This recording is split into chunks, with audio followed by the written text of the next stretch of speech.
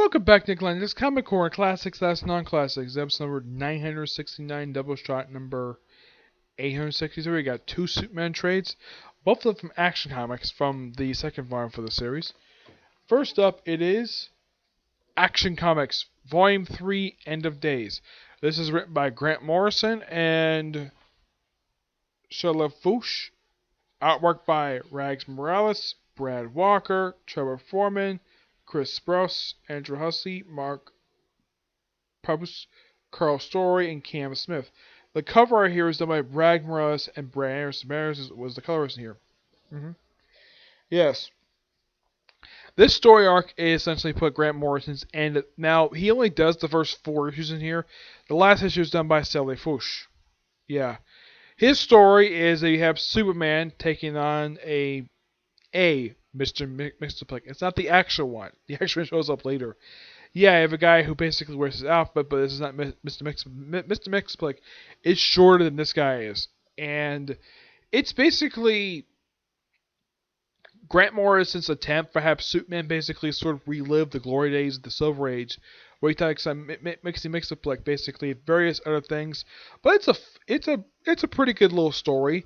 Last story is just basically a series of stories told in issue 18. Yeah. As far as I know, they don't really set up anything. Like, one basically is kind of a conclusion to the story. Another one where he meets up with lead superheroes for the first time. Probably the only time to meet up with them. There's a flashback to, like, the events of the destruction of Krypton in here. Yeah, overall, it's a pretty good set of stories. Well, for issue 18. Yep.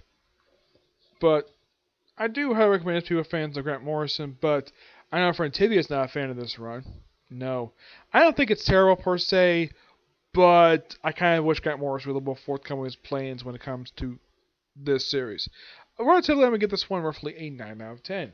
Next up is a couple people I have, at least about 3 people who actually have met on here. Like, all the creators who worked in this book, I've met all of them except for one, Andy Diggle. People who work in this book are Andy Diggle, Scott Lobdell, and Todd Kirkham. Yep. Now, I'll point out the writers in here. Now, this book contains issues Action Comics Volume 2, issues 1914. This contains issues 13 and 18. This one contains, well, not only 1924, also stories from Young Romance number 1 and Superman Annual number 2. Now, Andy Diggle and 20S Daniel do the first 4 issues in here, basically the hybrid story, which may title this. And Scott Lobdell does the last couple issues here. And those 2 issues set up the Cyborg arc. Mike Johnson and Frank Hanna, they write the stories in the annual. Tony S. Daniel does the artwork in here. Well, of course, all the writing. We also have Todd Kirkham in the artwork, along with Tom DeRank, Philip Tan, Robinson Ruka, Bat. I met this guy. I really regret basically an argument with him. Norm Raymond, Jesus Moreno, Jonathan Gothman, and Julio Ferreira. The cover art here is now by Tony Daniel, Bat, and Tom Amori. Yep. The hybrid story is simply put Superman taking on, like apparently this is alien stuff that gets on him. Cat Grant shows up in the story. I at least got to hand it to Andy Diggle. He does a really good job basically writing these characters. And wow, such good artwork. Now, I do have a theory of why this story abruptly ended the 4 issues, and this is my personal theory on the matter. I think the reason why this was because Tony S. Daniel was going to do Superman and Wonder Woman. Yep. Also, this stuff like Lex during this period of time basically was no prior to this, was no having scars on his face. Yeah, his face has been fixed. Yep, face has been fixed. And they basically go with this hybrid stuff. Superman fights a person who basically freed him from it. Her name is... What is her name here? Her name is... Shay. Shay something.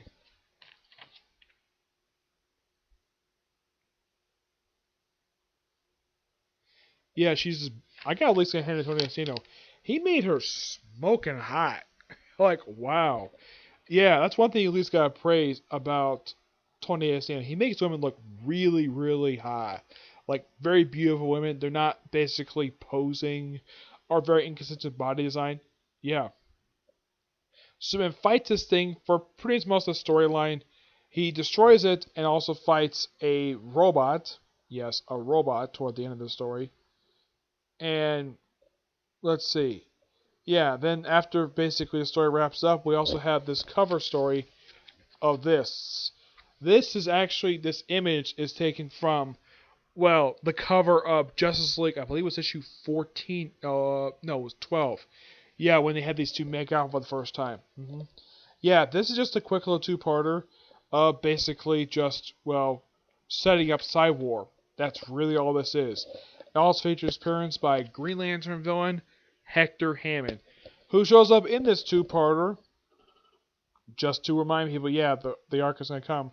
Yeah, and then of course, well, so this arc up here. And surprisingly though, in Cyborg, this is, I don't think this two issues are collected in there. Because all this is set up, is basically set up for that particular arc. Also in Queen Bee. Yep. Yeah.